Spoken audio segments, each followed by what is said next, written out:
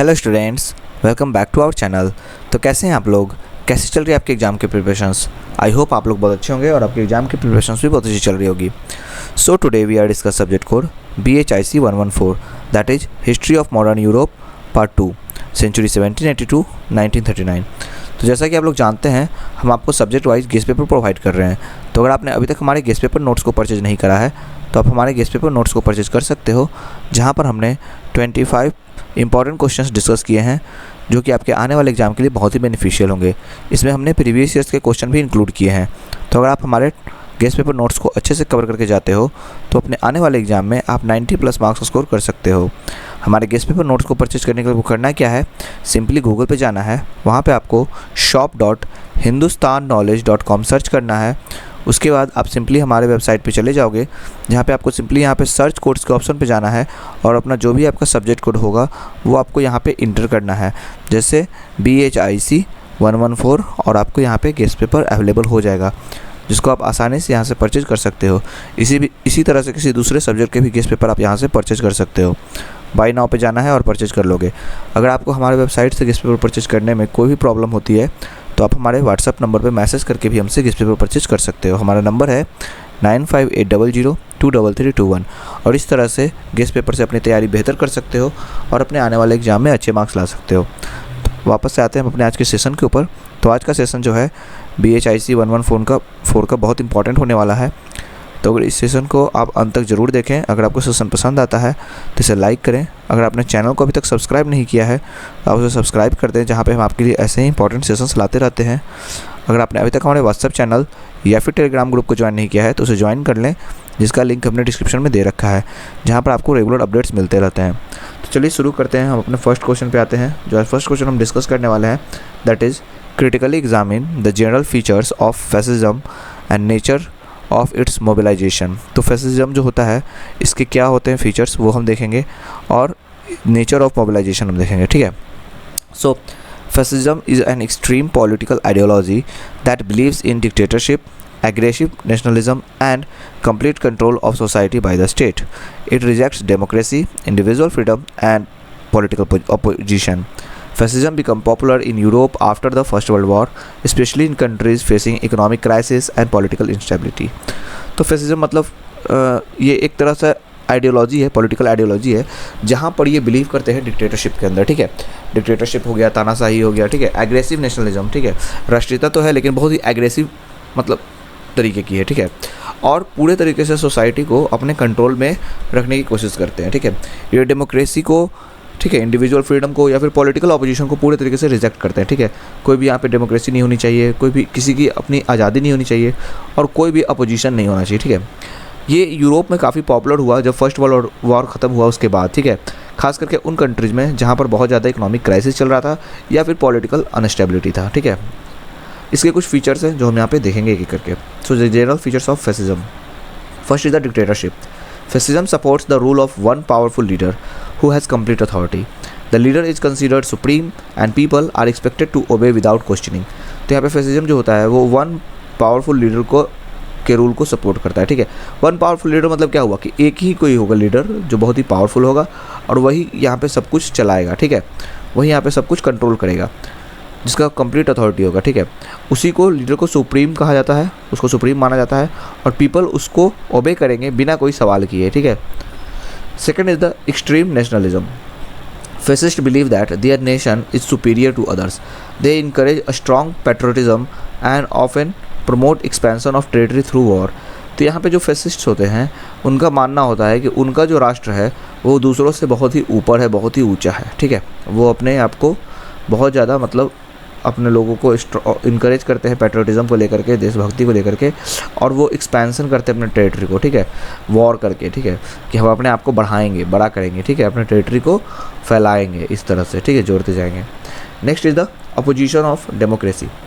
Fascism rejects democratic values such as free elections, freedom of speech and political equality. Opposition parties are banned and only one party is allowed.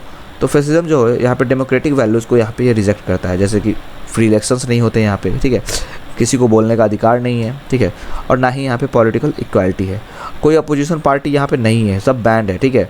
सिर्फ एक ही party यहाँ पे allow होता है। Next is use of violence. Violence is considered a legitimate way to gain and maintain power. Fascist governments use secret police, military force and fear to suppress opponents. तो यहाँ पे violence जो है ना मेन यहाँ पे तरीका है, एक तरह का रास्ता है जो कि आपको हासिल करता है, ठीक है, आपको पावर को मेंटेन करने में काम करता है, ठीक है.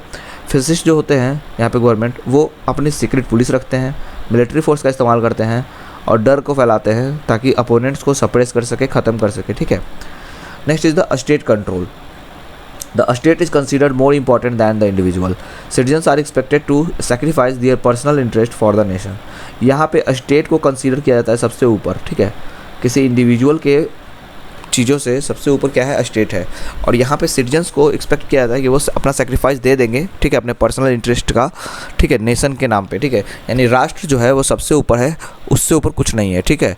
तो राष्ट्र सबसे ऊपर है, इसके लिए आप अपने जो पर्सनल आपके इंटरेस्ट है उसको भी आपको सेक्रीफाइस करना पड़ेगा, तो आपको करना होगा, ठीक है. Anti communism. Fascism strongly opposes socialism and communism. It supports private property but allow government control over the economy whenever needed. तो यहाँ पे फैसिज्म जो है वो सोशलिज्म और कम्युनिज्म को पूरे तरीके से अपोज करता है, ठीक है. ये प्राइवेट प्रॉपर्टी को सपोर्ट करता है लेकिन गवर्नमेंट कंट्रोल रहता है इकोनॉमी को ऊपर जहाँ पर भी उसका ज़रूरत पड़े. यानी कि जो भी इकोनॉमी होती है, ठीक है, उसमें यहाँ पे क्या होता है, जो गवर्नमेंट होती है उसकी कंट्रोल होता है, ठीक है. Next, propaganda and censorship.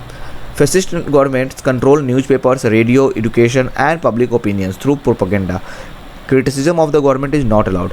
तो यहाँ पे जो फैसिज्म गवर्नमेंट होती है वो कंट्रोल करती है जो भी चीज़ें होती है जो उनके बारे में बताती है, जैसे कि न्यूज़पेपर हो गया, रेडियो हो गया, एजुकेशन, पब्लिक ओपिनियन, सबको अपने प्रोपेगेंडा के थ्रू कंट्रोल करती है. और गवर्नमेंट को यहाँ पे क्रिटिसाइज़ करना अलाउ बिल्कुल भी नहीं है, ठीक है. तो ये इसके अंदर कुछ फीचर्स थे. अब यहाँ पे इसके नेचर ऑफ फैसिस्ट मोबिलिज्म को हम देखेंगे, ठीक है, कैसा इसका फैसिस्ट मोबिलिज्म होता है. So fascist mobilization refers to the method used to gain public support and maintain control. तो पब्लिक का सपोर्ट और कंट्रोल को मेंटेन करने के लिए क्या मेथड से इस्तेमाल करते हैं वो देखेंगे. First is the mass propaganda.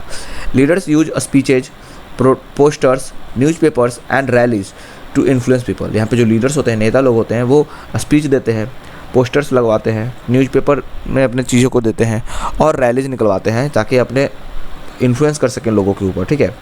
Next is the charismatic leadership. The leader is presented as a national hero who can solve all problems. तो यहाँ पे लीडर्स को ऐसे दिखाया जाता है कि वो आपका क्या है, हीरो है, ठीक है, नेशनल हीरो है जो आपकी सारी परेशानियों को दूर कर देगा, सॉल्व कर देगा.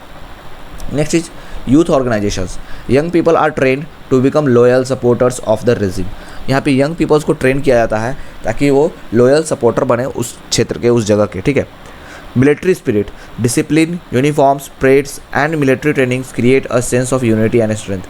यहाँ पे काफ़ी डिसिप्लिन मेंटेन किया जाता है, यूनिफॉर्म्स होते हैं, परेड्स किए जाते हैं, ठीक है, और मिलिट्री ट्रेनिंग्स दी जाती है ताकि एक यूनिटी बनी रहे, स्ट्रेंथ बनी रहे, ठीक है. Next is the fear and violence. Political opponents are threatened, arrested और एलिमिनेटेड टू प्रिवेंट रेजिस्टेंस. अगर कोई भी पॉलिटिकल ओपोनेंट्स आता है तो उसको धमकाया जाता है, अरेस्ट कर लिया जाता है या फिर उसको ख़त्म कर दिया जाता है ताकि कोई भी रेजिस्टेंस उनके लिए रुकावट ना बने, ठीक है. Next is the emotional appeal. Fascists use national pride, fear of enemies and promises of national glory to attract support.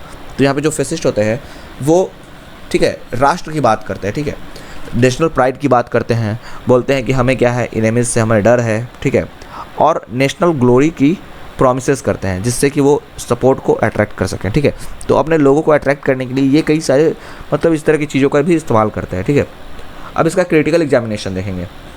Although fascism promised national unity and a strong leadership, it had serious weakness. ये बहुत सारे promise भी करता है, unity की बात करता है, ठीक है, लीडरशिप की बात करता है, लेकिन इसकी कुछ वीकनेस भी हैं.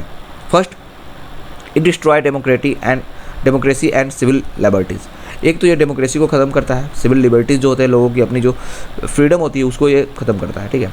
It encourage hatred, intolerance and racism. ये बढ़ावा देता है, ठीक है, हेट्रेड को, ठीक है, इंटॉलरेंस को और रेसिज्म को, ठीक है. Next, it relied on violence instead of peaceful discussion. ये वायलेंस के ऊपर ज़्यादा अपने आप को निर्भर रखता है, कोई पीसफुल डिस्कशन यहाँ पे देखने को नहीं मिलता है. It led to aggressive wars and wide spread destruction. ये ज़्यादा वॉर्स के ऊपर ध्यान देता है, ठीक है, एग्रेसिव वॉर्स करता है और उससे ज़्यादा से ज़्यादा डिस्ट्रक्शंस देखने को मिलती है, ठीक है. तो ये सारे इसके कुछ वीकनेस हैं. और एक है, citizens lost their freedom because the government controlled every aspects of life.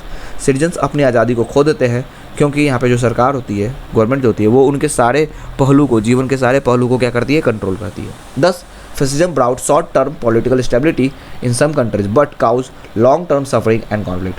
तो ये फैसिज्म जो है कुछ देशों में छोटे समय के लिए तो पॉलिटिकल स्टेबिलिटी लाती है, राजनीतिक स्थिरता लाती है, लेकिन बहुत लंबे समय के लिए सफरिंग और कॉन्फ्लिक्ट ही तैयार करती है। ठीक है, तो ये लंबे समय के लिए उतना अच्छा भी नहीं है। ठीक है, शॉर्ट टर्म के लिए भले ही ये पॉलिटिकल स्टेबिलिटी दिखाए, लेकिन लॉन्ग टर्म के लिए ये सफरिंग और कॉन्फ्लिक्ट ही क्रिएट करती है। ठीक है, सो कंक्लूजन में हम बताएंगे, fascism is an authoritarian ideology based on dictatorship, extreme nationalism and strict state control. तो फैसिज्म क्या है, एक आइडियोलॉजी है जो आधारित है डिक्टेटरशिप, तानाशाही के ऊपर, एक्सट्रीम नेशनलिज्म पूर्ण रूप से देशभक्ति के ऊपर, और स्ट्रिक्ट स्टेट कंट्रोल, स्टेट को अपने कंट्रोल में रखने के ऊपर। ठीक है, it's mobilisation depend on propaganda, charismatic leadership, mass participation and fear.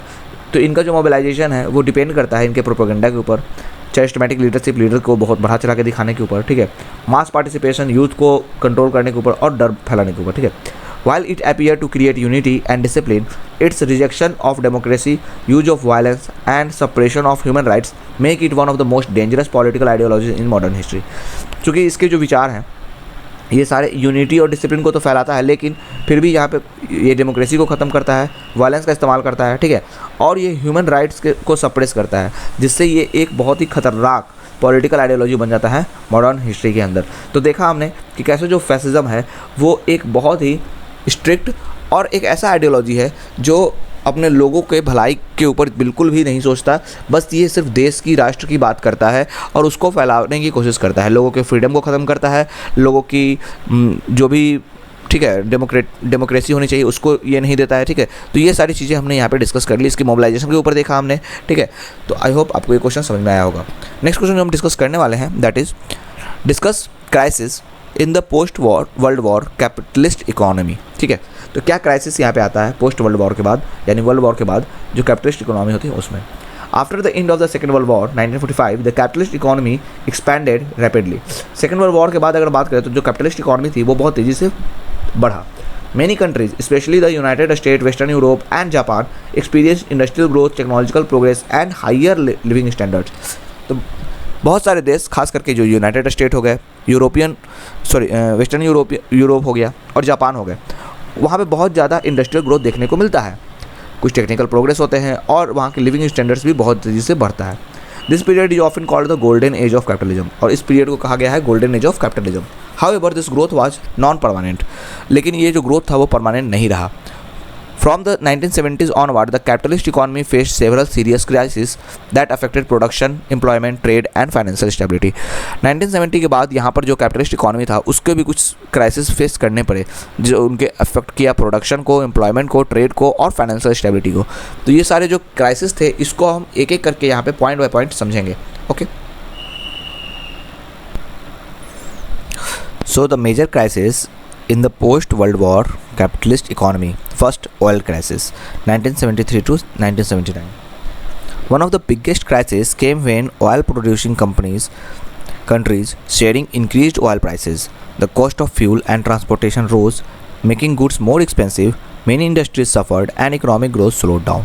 तो कह रहा है कि यहाँ पे जो बिगेस्ट क्राइसिस जो देखने को मिला वो ऑयल प्रोड्यूसिंग जो कंट्रीज़ थी उन्होंने अपने ऑयल के प्राइसेस को बढ़ा दिया था। ठीक है, तो यहाँ पे जो कॉस्ट था फ्यूल का या फिर जो ट्रांसपोर्टेशन था वो बढ़ गया, साथ ही साथ जो गुड्स थे उनका बनना और ज़्यादा एक्सपेंसिव हो गया और इससे इंडस्ट्रीज सफ़र किए, बाकी सारे बहुत सारे इकोनॉमिक ग्रोथ जो था वो अब धीमा हो गया। ठीक है, second is the inflation and unemployment. Many capitalist countries experienced stagflation, which means high inflation along with high unemployment. So normally inflation and unemployment do not rise together, but during the 1970s both increased at the same time. This challenged traditional economic policies.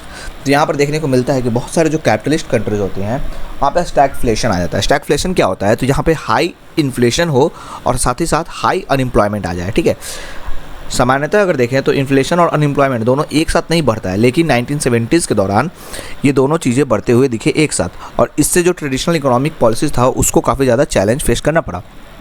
Next is the economic recession. Several capitalist countries entered periods of recession, factories reduces production, businesses closed and millions of people lost their jobs. Consumer spending also declined. Affecting economic growth. तो अगर हम देखें तो यहाँ पे बहुत सारे जो कैपिटलिस्ट कंट्रीज थे वहाँ पे एक रिसेशन का पीरियड आ गया था। मतलब कि जो फैक्ट्रीज थे उनका प्रोडक्शन कम हो गया था, बिजनेसेस क्लोज हो रही थी और बहुत सारे लोगों ने अपना जॉब खो दिया था। कंज्यूमर जो थे वो भी अपने स्पेंडिंग्स को कम कर दिए थे, जिससे कि इकोनॉमिक ग्रोथ को काफ़ी ज़्यादा डिक्लाइन हो रहा था, ठीक है, अफेक्ट हो रहा था, ठीक है। तो इस तरह से ये सारे जो थे मेन इसके काउज थे। Next is the financial crisis. The capitalist economy has faced many financial crisis due to excessive borrowing, risky investments and weak financial regulations. The most serious was the global financial crisis of 2008, which began in the United States. Bank collapsed, a stock market fails, and many countries faced several economic slowdown. तो अगर हम financial crisis की बात करें तो बहुत सारी जो कैपिटलिस्ट इकोनॉमी थी उसने फाइनेंशियल क्राइसिस फेस किया, एक्सेसिव बोरोइंग की वजह से, रिस्की इन्वेस्टमेंट की वजह से और वीक फाइनेंशियल रेगुलेशन की वजह से। और सबसे सीरियस जो इसमें था वो था ग्लोबल फाइनेंशियल क्राइसिस ऑफ 2008, जो कि स्टार्ट हुआ था यूनाइटेड स्टेट में। बैंक कोलैप्स हो रही थी, स्टॉक मार्केट गिर रहा था, साथ ही साथ बहुत सारे कंट्रीज जो थे वो इकोनॉमिक स्लो डाउन फेस कर रहे थे, ठीक है। Next is the growing income inequality. Capitalism increased over all wealth, but the benefits were not shared equally. The gap between rich and poor widened in many countries. Wealth became concentrated in the hands of a small group, leading to social dissatisfaction and protest. तो ये तो देखने को मिला था कि जो capitalism था वो यहाँ पे ओवरऑल वेल्थ में मतलब इंक्रीज हो रहा था, ठीक है। मतलब पैसे तो बढ़ रहे थे लेकिन जो उसके बेनिफिट थे वो सभी को इक्वली शेयर नहीं हो पा रहे थे, ठीक है। Benefit not shared equally. जो गैप था यहाँ पे रिच और पुअर के बीच वो बहुत बड़ा था बहुत सारे देशों में, और वेल्थ जो था वो कंसनट्रेटेड था कुछ ग्रुप्स, छोटे ग्रुप्स के हाथों में, यानी कि कुछ लोगों के हाथों में सारे वेल्थ जो कंसनट्रेटेड थे, ठीक है, जिससे कि सोशल डिसैटिस्फैक्शन और प्रोटेस्ट यहाँ पे देखने को मिलता है। Next is globalization challenges. Globalization helps increase trade and investment, but it also caused industries to move to low-cost countries. This led to job losses in developed nations and increased economic insecurity for many workers. Globalization देखने को मिलता है यहाँ पे। Globalisation जो था वो कहीं ना कहीं ट्रेड को और इन्वेस्टमेंट को बढ़ाता है, बट इसकी वजह से इंडस्ट्रीज़ को लो कॉस्ट कंट्रीज़ के अंदर मूव करना पड़ता है, ठीक है। मतलब कि इंडस्ट्री जो होती है वो यहाँ पे मूव करती है लो कॉस्ट कंट्रीज़ में, और इससे जॉब लॉसेस होता है, ठीक है। बहुत सारे लोगों का जॉब चला जाता है डेवलप्ड नेशंस में। वहीं साथ ही साथ इकोनॉमिक इनसिक्योरिटी बढ़ती है बहुत सारे वर्कर्स के लिए। तो लोग यहाँ पे कहीं ना कहीं ग्लोबलाइजेशन तो आता है लेकिन इससे कई सारे चैलेंजेस भी देखने को मिलते हैं। ट्रेड इन्वेस्टमेंट भले ही इससे बढ़ जाता है लेकिन कहीं ना कहीं कुछ जो वहाँ पे जॉब्स होते हैं वो भी खत्म हो जाते हैं नेशनल डेवलप्ड नेशंस के अंदर, और नेशनल और किसी भी जगह पे यहाँ पे इकोनॉमिक इनसिक्योरिटी को भी देखने को मिलता है कि ये बहुत ज़्यादा बढ़ जाता है, ठीक है, जो वहाँ पे वर्कर्स होते हैं उनके अंदर। Next is the environmental problems. Rapid industrialisations and continuous productions create environmental issues such as pollution, climate change and depletion of natural resources. This problems raise questions about long term sustainability of capitalist growth. अब यहाँ पे हम देख रहे हैं कि यहाँ पे इंडस्ट्रियलाइजेशन बहुत तेज़ी से होता है, तो इसकी वजह से प्रोडक्शन तो हमारा बढ़ता है लेकिन इन्वायरमेंटल इशूज इससे स्टार्ट हो जाते हैं, जैसे कि पॉल्यूशन हो गया, क्लाइमेट चेंज हो गया, फिर नेचुरल रिसोर्सेज का डिप्लेशन हो गया, ठीक है, जो हमारे पास प्राकृतिक जो संसाधन है उसका खनन, ठीक है। तो ये सारे जो प्रॉब्लम्स होते हैं वो सवाल उठाना शुरू कर देते हैं, ठीक है, कि लॉन्ग टर्म जो हमारा सस्टेनेबिलिटी होगा कैपिटलिस्ट ग्रोथ का वो क्या हो पाएगा या नहीं, ठीक है। इसके ऊपर बहुत सारे सवाल उठने शुरू हो जाते हैं। अब ये क्राइसिस जो आता है इसका क्या प्रभाव पड़ता है, क्या इसका इम्पैक्ट पड़ता है वो देखेंगे। Impact of this crisis. First, slower economic growth in the many countries. बहुत सारे कंट्रीज़ में इकोनॉमिक ग्रोथ जो होता है वो बहुत ज़्यादा धीमा हो जाता है। Second, increase in unemployment and poverty. बेरोजगारी और गरीबी बहुत ज़्यादा बढ़ जाता है, ठीक है, लोगों के जॉब चले जाते हैं ना, तो इसकी वजह से बेरोजगारी और गरीबी बढ़ता है। राइजिंग पब्लिक डेप्ट ड्यू टू गवर्नमेंट स्पेंडिंग। यहाँ पे पब्लिक का डेप्ट जो है वो बढ़ जाता है, ठीक है, गवर्नमेंट के खर्च बहुत ज़्यादा होते हैं जिसकी वजह से पब्लिक का डेप्ट बढ़ जाता है। Financial instability and market uncertainty, ठीक है, फाइनेंशियल इनस्टेबिलिटी देखने को मिलती है, मार्केट भी अनसर्टेन होता है, जैसे कि हमने देखा स्टॉक मार्केट बहुत ज़्यादा गिर जाता है, ठीक है। Next is the greater social and political unrest. Social और पॉलिटिकल यहाँ पे अनरेस्ट देखने को मिलता है, ठीक है, चीज़ें यहाँ पे बहुत ज़्यादा अच्छी नहीं रहती है, संतुलित नहीं रहती है, ठीक है। Demand for stronger government regulations and welfare policies. तो यहाँ पे कुछ गवर्नमेंट रेगुलेशंस लाने की यहाँ पे डिमांड होती है और कुछ वेलफेयर पॉलिसीज़ बनाने की भी मांग होती है, ठीक है। ये सारे इसके इम्पैक्ट होते हैं। कंक्लूजन में हम बताएंगे the post world war capitalist economy achieve remarkable economic growth, technological advancement and higher living standards.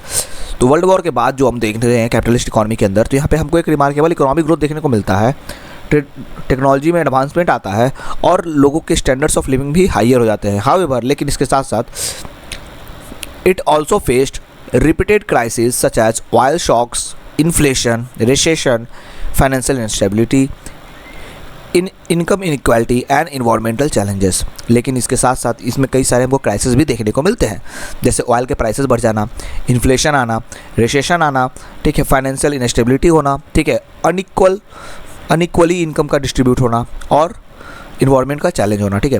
This crisis show that while capitalism encourage innovations and growth, it also requires effective government regulations, sound financial policies and social welfare measures to ensure a stable and inclusive development। तो इस crisis की वजह से ये पता चलता है कि अगर कैपिटलिज्म जो है वो चाहे कितना भी इनोवेशन और ग्रोथ को इनकरेज क्यों न कर दे, उसमें कुछ इफेक्टिव गवर्नमेंट रेगुलेशंस की ज़रूरत होती है, कुछ यहाँ पे फाइनेंशियल पॉलिसीज बनाने की ज़रूरत होती है, सोशल वेलफेयर मेजर्स करने की ज़रूरत होती है, ताकि एक स्टेबल और इंक्लूसिव डेवलपमेंट हो सके, ठीक है।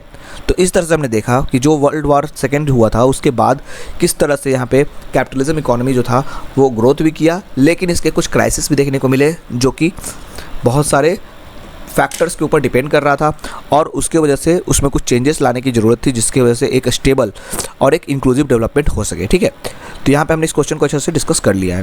नेक्स्ट क्वेश्चन जो हम देखेंगे that is discuss the concept of romanticism and its influence on literature, art and music. So romanticism का कॉन्सेप्ट देखेंगे और इसका प्रभाव कैसे पड़ता है साहित्य, कला और संगीत के ऊपर, ये हम देखेंगे, ठीक है। So, Romanticism was an important cultural and intellectual movement that began in the Europe in the late 18th century and continuing during the first half of the 19th century। तो रोमांटिज्म जो था ये एक कल्चरल और intellectual movement था जो Europe में start हुआ था 18th सेंचुरी में, 18वीं शताब्दी में, और ये 19वीं शताब्दी के पहले आधे समय तक ये चला, ठीक है। It developed as a reaction against the ideas of industrial revolution and the age of enlightenment which emphasized reason, science and logic. ये एक तरह का रिएक्शन था जो इंडस्ट्रियल रेवोल्यूशन और एज ऑफ एनलाइटमेंट के आइडियाज़ के खिलाफ आया था, ठीक है। ये इम्फेसाइज करता था रीजन्स के ऊपर, साइंस के ऊपर और लॉजिक के ऊपर। Romanticism gave more importance to emotion, imagination, nature, freedom and individual feeling. तो जो ये रोमांटिसिज्म था यानी रोमांसवाद, इसका जो ज़्यादा महत्व ये देता था इमोशंस को देता था, ठीक है, इमेजिनेशन को, नेचर, प्रकृति, फ्रीडम, आज़ादी और इंडिविजुअल फीलिंग्स, लोगों की अपनी भावनाओं को, इन सब चीज़ों को ये ज़्यादा महत्व देता था, उन पे ज़्यादा ये, ठीक है, प्रकाश डालता था। तो इसका क्या कॉन्सेप्ट है रोमांटिसिज्म का, ये हम समझेंगे। Concept of romanticism, the main idea of romanticism was that human emotions and imaginations are more valuable than strict rules and logic. तो यहाँ पे रोमांसवाद का जो मेन मुख्य यहाँ पे विचार है, ये कहता है कि मानव का जो इमोशन है यानी कि जो उनके भावनाएं हैं या उनकी जो कल्पनाएं हैं वो ज़्यादा वैल्यूएबल है, ठीक है, उनको ज़्यादा महत्व है बनाए गए नियम और कानून के, ठीक है, जो भी रूल्स और लॉजिक है उनके ऊपर उठ के ये सारी चीज़ें हैं। Romantic thinkers believe that people should express their true feelings and appreciate the beauty of nature. जो रोमांटिक थिंकर्स थे उनका मानना था कि लोगों को अपने ट्रू फीलिंग्स को एक्सप्रेस करनी चाहिए और अपने ब्यूटी ऑफ नेचर को अप्रिशिएट करना चाहिए, जो भी प्रकृति की जो खूबसूरती है उसको अप्रिशिएट करना चाहिए, ठीक है। They also admired the past, specially the medieval period, they respected nation traditions and folk culture. वो एडमायर करते थे अपने बीते हुए कल को, खास करके जो अपने मध्यकालीन जो समय चला था मेडिवल पीरियड उसको, और रिस्पेक्ट करते थे नेशनल ट्रेडिशंस और फॉक कल्चर को, जो भी उनकी जो फॉक कल्चर थे, ट्रेडिशंस थे, उनको वो काफ़ी ज़्यादा रिस्पेक्ट करते थे। तो कहीं ना कहीं यहाँ पे ये देखने को मिलता है कि जो रोमांटिसिज्म था वो ज़्यादातर साइंस चीज़ों पे नहीं देखता था, जो रूल्स बनते थे उस पर नहीं ध्यान देता था, ये बस इमोशंस और आपके जो इमेजिनेशंस हैं, ठीक है, ब्यूटी है, नेचर है, इन सब चीज़ों को ये ज़्यादा वैल्यू करता है, ठीक है। अब इसके मेन फीचर्स जो है वो हम समझेंगे। Main features of romanticism, first importance of emotions and imagination. यहाँ पे इंपॉर्टेंस है इमोशन और इमेजिनेशन का, ठीक है, यानी कि यहाँ पे जो आपकी फीलिंग्स हैं, भावनाएं हैं और आपकी जो कल्पनाएं हैं, ठीक है। Second, love and admiration for nature. यहाँ प्रकृति के लिए काफ़ी प्यार और एडमिरेशन मतलब होता है कि उसकी एडमायर करना, यानी उसकी सराहना करना, ठीक है, उसको खूबसूरती को मतलब बताना, ठीक है। Third is the focus on individual freedom and creativity. यहाँ पे किसी भी इंडिविजुअल के फ्रीडम और क्रिएटिविटी, उसकी क्षमता है किसी चीज़ को क्रिएटिव तरीके से करने की, उसके ऊपर यहाँ पे ये ध्यान देता था। Interest in history, legends and folklore, ये हिस्ट्री के ऊपर, जो लेजेंड्स हैं उनके ऊपर और फॉकलोर के ऊपर काफ़ी इनका इंटरेस्ट होता था। Respect for ordinary people and their experiences, जो आम इंसान होते हैं उनके ऊपर, उनके लिए रिस्पेक्ट होता था और उनके जो एक्सपीरियंस होते थे उनको भी ये काफ़ी रिस्पेक्ट करता था। रिजेक्शन ये इंपॉर्टेंट है, rejection of strict classical rules in art and literature. Art and literature के अंदर जो भी क्लासिकल रूल्स थे उसको ये रिजेक्ट करता था, उसको ये नहीं मानता था, ठीक है। अब इसका क्या प्रभाव पड़ा लिटरेचर के ऊपर वो देखेंगे। Influence on literature, romanticism changed literature by encouraging writers to express emotions, dreams, and personal experiences. Nature became a major theme in poems and novels. Writers celebrate love, freedom, and heroism instead of following rigid literary rules. अब यहाँ पे romanticism जो होता है वो literature को पूरे तरीके से बदल देता है। ये राइटर्स को इनकरेज करता है कि वो इमोशन को, ड्रीम्स को और अपने पर्सनल एक्सपीरियंस को एक्सप्रेस करें, ठीक है। जो भी वो लिटरेचर में लिख रहे हैं उसमें ये सारी चीज़ों को एक्सप्रेस करें। अब यहाँ पे नेचर जो होता है वो एकदम मेजर थीम बन जाता है पोयम नॉवेल्स के अंदर, ठीक है। अगर कहीं पोयम देख रहे हैं वहाँ पे नेचर का इंक्लूड किया गया है, नॉवेल्स में नेचर को दिखाया गया है, ठीक है। राइटर्स जो होते हैं वो यहाँ पे सेलिब्रेट करते हैं अपने लव को, फ्रीडम को, हीरोइज्म को, ठीक है। तो इन सब चीज़ों को वो सेलिब्रेट करने लगते हैं जो कि पहले एक रिजिड लिटरेरी रूल्स को वो फॉलो करते थे, ठीक है। तो अब उससे हट करके ये इन सारी चीज़ों को भी अब यहाँ पर सेलिब्रेट कर रहे हैं। Famous romantic writers include William Wordsworth, Samuel Taylor Coleridge, Percy Bysshe Shelley, John Keats and Lord Byron. तो ये सारे कुछ रोमांटिक राइटर्स हैं जिनको आपको थोड़ा बहुत पता होना चाहिए। विलियम वर्ड्सवर्थ हो गए, सैमुअल टेलर कॉलेरिज हो गए, प्रीसी ब्रेसी हो गए, जॉन कीट्स हो गए और लॉर्ड बायरन हो गए। Their works highlighted the beauty of nature, human emotion and the power of imagination। इनके जो वर्क हैं यानी कि इनकी जो लिखी गई चीज़ें हैं उसके अंदर हम देखते हैं कि ये बताते हैं नेचर के ब्यूटी के बारे में, ह्यूमन के इमोशन के बारे में और इमेजिनेशन के पावर के बारे में। Romantic literature inspired readers to value feelings and individual expression. Romantic literature जो होता है वो रीडर्स को इंस्पायर करता है फीलिंग्स की वैल्यू करने के लिए और जो इंडिविजुअल एक्सप्रेशन है उसके बारे में, ठीक है। अब इसका आर्ट पे क्या इन्फ्लुएंस हुआ वो देखते हैं। लिटरेचर हमने देख लिया, अब influence on art. Romantic artist focused on emotions, dramatic scenes and the beauty of nature. जो रोमांटिक आर्टिस्ट होते थे उनका फोकस होता था इमोशन के ऊपर, ड्रामेटिक सीन्स के ऊपर और nature of beauty of nature के ऊपर, ठीक है। They painted mountains, forest, storms, sunset and historical events with deep feelings. ये पेंट करते थे, माउंटेन्स बनाते थे, फॉरेस्ट जंगल बनाते थे, स्टॉर्म तूफान, ठीक है, सनसेट हो गया, ठीक है, और हिस्टोरिकल इवेंट्स को अपने डीप फीलिंग्स के साथ। Instead of creating perfect and balanced image they try to show powerful emotions and imaginations. तो एक परफेक्ट और बैलेंस इमेज बनाने के बजाय इनका ध्यान होता था कि एक पावरफुल इमोशन और इमेजिनेशन के साथ हम अपने आप को दर्शाएं, अपने पिक्चर्स को दर्शाएं, ठीक है। रोमांटिक पेंटिंग्स, 1 मिनट, हाँ, romantic paintings often reflected freedom, mystery and the greatness of nature. Artists believe that nature was a source of inspiration and spiritual peace. तो रोमांटिक पेंटिंग्स जो होती थी वो रिफ्लेक्ट करते थे फ्रीडम को, मिस्ट्री को और नेचर के ग्रेटनेस को। आर्टिस्ट का मानना होता था कि नेचर जो है वो एक सोर्स है इंस्पिरेशन और स्पिरिचुअल पीस का, ठीक है। तो हम भी आजकल जो लोग हैं वो नेचर को काफ़ी इंपॉर्टेंस हम लोग देते हैं, ठीक है। नेचर में बैठते हैं तो हमको भी पीस फील होता है, ठीक है। तो ये क्या था, यहाँ पे इनका विश्वास था कि नेचर जो है वो एक स्रोत है, हमें इंस्पायर करता है और स्पिरिचुअल पीस देता है, ठीक है। अब इनका नेक्स्ट जो था वो इन्फ्लुएंस था म्यूजिक के ऊपर, वो हम देखेंगे। So now we see influence on music. Romantic music became more emotional, expressive and creative than earlier classical music. Composers use rich melodies, larger orchestras and powerful music expressions to show feelings such as love, sorrow, joy and patriotism. तो यहाँ पे romantic music आ गया था जो कि ज़्यादा emotional था, expressive था और क्रिएटिव था जो पहले क्लासिकल म्यूजिक होते थे उससे।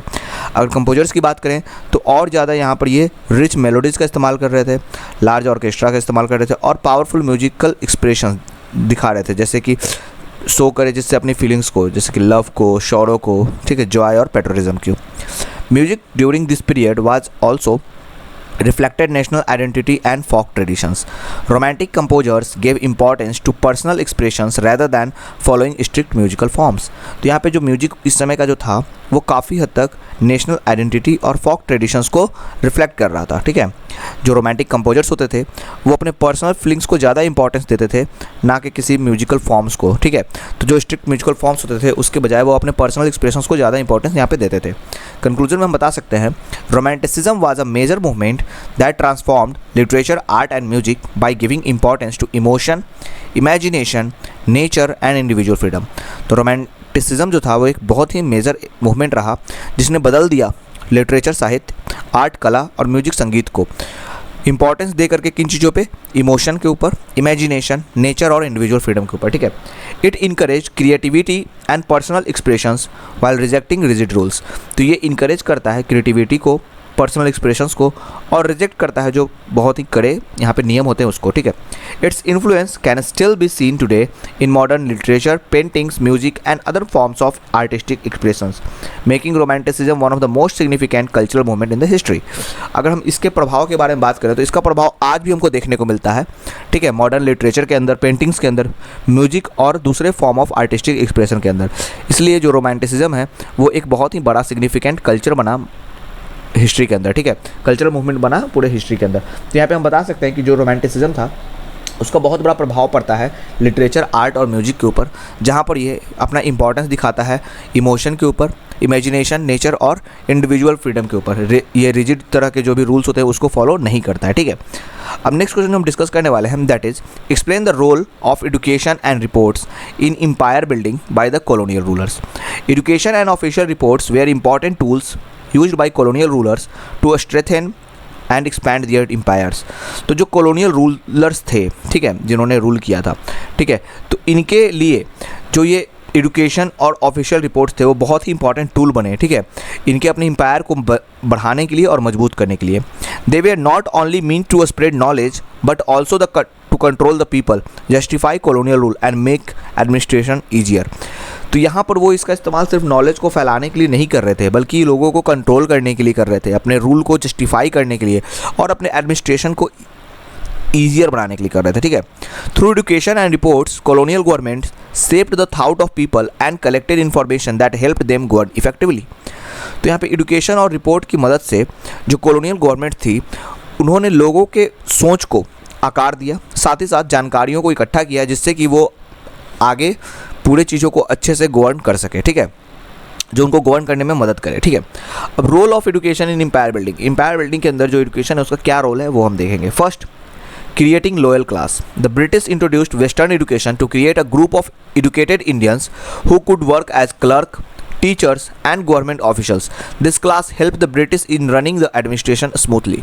तो यहाँ पे ब्रिटिश ने वेस्टर्न एजुकेशन को इंट्रोड्यूस इसलिए किया ताकि एक ग्रुप बन जाए एजुकेटेड इंडियंस का जो काम करे क्लर्क के रूप में, टीचर के रूप में या फिर गवर्नमेंट ऑफिशियल्स के रूप में। ठीक है, और ये जो क्लास होगा वो ब्रिटिश को हेल्प करेगा उनके एडमिनिस्ट्रेशन को स्मूथली रन करने में। ठीक है, next is spreading western ideas. Schools and colleges tout English language, Western history, science and culture. This encouraged people to admire British values and institutions, making colonial rule appear more modern and beneficial. तो यहाँ पे जो schools और college होते थे वो English language को सिखाते थे, पढ़ाते थे, वेस्टर्न हिस्ट्री पढ़ाते थे, साइंस पढ़ाते थे, कल्चर पढ़ाते थे। ठीक है, इससे लोगों को इनकरेज किया गया कि वो ब्रिटिश के वैल्यूज़ और इंस्टीट्यूशंस को एडमायर करें।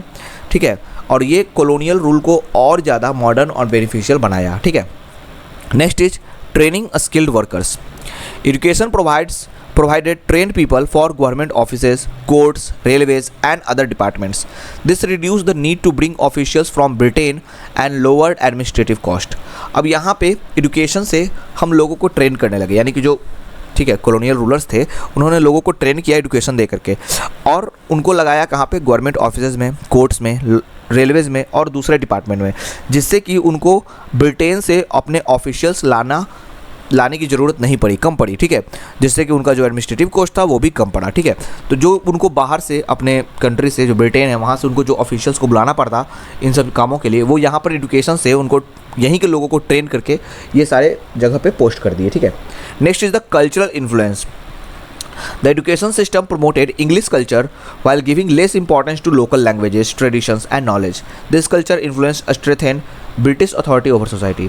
अब यहाँ पे जो एजुकेशन सिस्टम था ये इंग्लिश कल्चर को प्रमोट कर रहा था और वहीं यहाँ के जो लोकल लैंग्वेज, ट्रेडिशंस या फिर नॉलेज थे उसको बहुत ही कम इंपॉर्टेंस देता था। तो इससे इनका कल्चरल इन्फ्लुएंस बहुत मजबूत हुआ और ब्रिटिश अथॉरिटी जो था वो पूरे सोसाइटी के ऊपर अपना फैल गया। ठीक है, तो ब्रिटिश का यहाँ पे जो अपना कल्चर था वो कहीं ना कहीं ज़्यादा इन्फ्लुएंस करने लगा। ठीक है, next is the growth of nationalism. Although education was introduced to support colonial rule, it also had an unexpected result. Educated Indians become aware of ideas like freedom, equality, and democracy. They later used these ideas to challenge British rule and lead the nationalist movement. अब यहाँ पर जो education था उसको introduce किया गया था कि कॉलोनियल रूल को सपोर्ट मिले, लेकिन इसके कुछ अलग ही रिजल्ट देखने को मिले। ठीक है, एडुकेटेड जो इंडियंस थे वो अवेयर हो गए, जागरूक हो गए कुछ आइडियाज़ के बारे में, जैसे कि फ्रीडम के बारे में उनको पता चला, इक्वालिटी के बारे में वो जान गए और डेमोक्रेसी के बारे में। बाद में वो इन्हीं आइडियाज़ का इस्तेमाल करके ब्रिटिश रूल को चैलेंज किए और नेशनलिस्ट मूवमेंट को राइज किए। ठीक है, तो यहाँ पर हमको ग्रोथ का नेशनलिज्म का जो ग्रोथ हुआ वो एक रोल हो गया एडुकेशन के वजह से, जो कि एडुकेशन लाया गया था कॉलोनियल रूल को सपोर्ट करने के लिए। वही एडुकेशन कुछ एडुकेटेड इंडियंस को अवेयर करता है उनके फ्रीडम, इक्वालिटी, डेमोक्रेसी के बारे में, और वो बाद में ब्रिटिश रूल को चैलेंज करते हैं। ठीक है, अब देखेंगे role of reports in empire building. Empire building में रिपोर्ट्स का क्या रोल है वो देखेंगे। First, collection of information. Colonial governments prepare reports through survey, census, maps, and land records. These reports provided detailed information about the population, agriculture, trade, and natural resources. तो जो colonial government थी वो report तैयार करती थी सर्वे से, ठीक है, सर्वे करवा के, सेंसस निकल के, मैप्स के थ्रू और लैंड रिकॉर्ड के थ्रू। ये सारे रिपोर्ट जो होते थे वो उनको एक डिटेल इन्फॉर्मेशन देते थे पॉपुलेशन के बारे में, एग्रीकल्चर, ट्रेड और नेचुरल रिसोर्सेज के बारे में। Next is the better administration. Reports help the British understand different regions and communities. This made it easier to collect taxes, maintain law and order, and implement government policies. अब यहाँ पे जो reports होती थी वो ब्रिटिश को मदद करती थी चीज़ों को समझने में। अलग अलग क्षेत्र हो गए, अलग अलग जो कम्युनिटीज़ हो गए, उसको अच्छे से समझने में मदद करती थी, और ये काफ़ी आसान हो जाता था उनके लिए वहाँ से टैक्सेस कलेक्ट करना, लॉ एंड ऑर्डर मेंटेन करना और जो गवर्नमेंट की पॉलिसीज़ हैं उसको इम्प्लीमेंट करना। Next is economic exploitations. Reports identified valuable resources such as forest, minerals, and fertile land. The British used this information to exploit Indians' wealth for benefit of their own economy. अब यहाँ पर जो reports होते थे उसमें ये पता चल जाता था कि कहाँ कहाँ पे कौन से वैल्यूएबल रिसोर्सेज है, जैसे कि फॉरेस्ट कहाँ है, मिनरल्स कहाँ मिलेंगे, कहाँ की लैंड फर्टाइल है, और ब्रिटिश इसका इस्तेमाल करते थे वहाँ के वेल्थ को एक्सप्लॉइट करने के लिए और अपने खुद के इकोनॉमी को बेनिफिट करने के लिए, बढ़ाने के लिए। ठीक है, next is justifying colonial rules. Official reports often describe Indian society as backward and in need of British guidance. These reports were used to justify colonial rule as a civilizing mission. अब यहाँ पे अपने आप को justify करने की कोशिश की जाती थी। ऑफिशियल रिपोर्ट्स बना करके वो बताते थे कि इंडियन सोसाइटी वो कितना पीछे चल रहा है और उसको ब्रिटिश के गाइडेंस की बहुत ही ज़रूरत है, और ये रिपोर्ट जो होती थी वो कॉलोनियल रूल को जस्टिफाई करती थी एज अ सिविलाइजिंग मिसिंग, कि हम क्या कर रहे हैं, हम एक सिविलाइजेशन ला रहे हैं। ठीक है, मतलब आप लोग बहुत ज़्यादा पीछे हो और आपको हमारी ज़रूरत है। ठीक है, और ऐसा करके वो अपने रूल को जस्टिफाई करते थे। ठीक है, next is controlling the population. Reports on social customs, religion and political activities help the British monitor people and prevent rebellions against the rule. अब यहाँ पे जो रिपोर्ट्स होते थे सोशल कस्टम के ऊपर, रिलीजन के ऊपर, पॉलिटिकल एक्टिविटीज़ के ऊपर, वो ब्रिटिश को मदद करते थे मॉनिटर करने में लोगों को, जिससे कि वो रेबेलियंस को प्रिवेंट कर सकें अपने रूल के खिलाफ. ठीक है, अगर कोई भी मतलब उनके खिलाफ आवाज़ उठाने की कोशिश करे तो पहले ही उसको दबा दिया जा सके, उसको रोक दिया जा सके. ठीक है, तो इन सारे चीज़ों के लिए यहाँ पर ये इस्तेमाल करते थे रिपोर्ट का. सो कंक्लूजन में हम बता सकते हैं education and reports were powerful instrument of colonial empire building.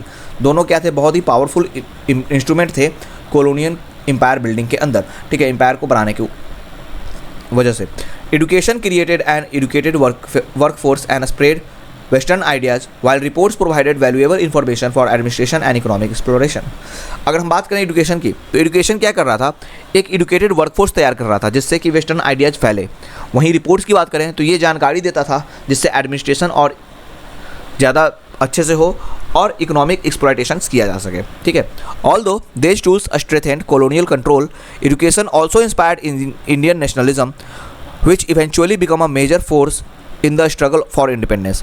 ये दोनों जो टूल्स थे इन्होंने कॉलोनियल रूल को मजबूत तो किया, लेकिन एजुकेशन जो है वो यहाँ पे इंडियंस को भी इंस्पायर किया, नेशनलिज्म की भावना लाया. ठीक है, जो कि बाद में एक बहुत बड़ा हथियार बना इनके लिए. ठीक है, जब ये आज़ादी की लड़ाई लड़ रहे थे उसमें. ठीक है, thus education and reports play a dark dual role supporting the empire while also contributing to its eventual decline.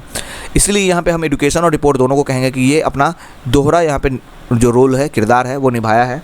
दोनों ने एम्पायर को भी सपोर्ट किया है और उसके डिक्लाइन में भी हाथ बटाया है, ठीक है। तो जैसा कि हम बता रहे हैं, एजुकेशन यहाँ पे क्या था, एजुकेशन से लोग अवेयर भी हुए, ठीक है, और अवेयर होकर के इंडिपेंडेंस की बात करने लगे, ठीक है। और इंडिपेंडेंस की बात की है तो इससे क्या हुआ, कहीं ना कहीं जो कॉलोनियल रूल था वो डिक्लाइन कर गया, ठीक है। तो यहाँ पे एजुकेशन लाया गया था इसलिए ताकि ब्रिटिशर्स अपने फ़ायदे के लिए कर सकें, ऑफिशियल्स उनको ब्रिटेन से ना लाना पड़े, यहीं के लोगों को ट्रेन करके ऑफिशियल्स में यूज कर सकें, लेकिन उसका एक उनके लिए, ठीक है, एक इसका निगेटिव फीडबैक पड़ा, ठीक है, जो कि उनका डिक्लाइन का कारण बना, ठीक है। तो इस तरह से हमने देखा कि कैसे एजुकेशन और रिपोर्ट जो थे दोनों यहाँ पे रोल निभाते हैं कॉलोनियल रूल को एम्पायर बिल्डिंग करने में, ठीक है। तो इस तरह से हमने आज का अपना सेशन कंप्लीट किया। कुछ क्वेश्चंस आपके इंपॉर्टेंट यहाँ पे हमने डिस्कस किए, आपके सब्जेक्ट कोड BHIC 114 के। आई होप आपको ये सेशन अच्छे से समझ में आया होगा, आपने इसे पसंद किया होगा। अगर आपको सेशन पसंद हुआ तो इसे आप लाइक करें। अगर आपके कोई भी डाउट होते हैं आप हमें कमेंट में पूछ सकते हैं, हम आपको उसका रिप्लाई करेंगे। अगर आपने चैनल को अभी तक सब्सक्राइब नहीं किया है आप उसे सब्सक्राइब कर दें, जहां पर हम आपके लिए ऐसे ही इंपॉर्टेंट सेशंस लाते रहते हैं जो आपके लिए काफ़ी बेनिफिशियल होते हैं। अगर आपने अभी तक हमारे व्हाट्सअप चैनल या फिर टेलीग्राम ग्रुप को ज्वाइन नहीं किया है तो उसे ज्वाइन कर लें, जिसका लिंक हमने डिस्क्रिप्शन में दे रखा है, जहाँ पर आपको रेगुलर अपडेट्स मिलते रहते हैं। और हमारे गेस्ट पेपर नोट्स को परचेज करने के लिए करना क्या है, सिंपली हमारे साइट shop.hindustanknowledge.com पे जाना है।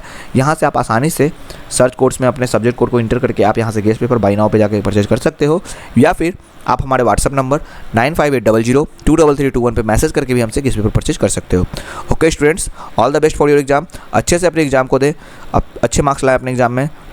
Have a good day, take care, bye bye.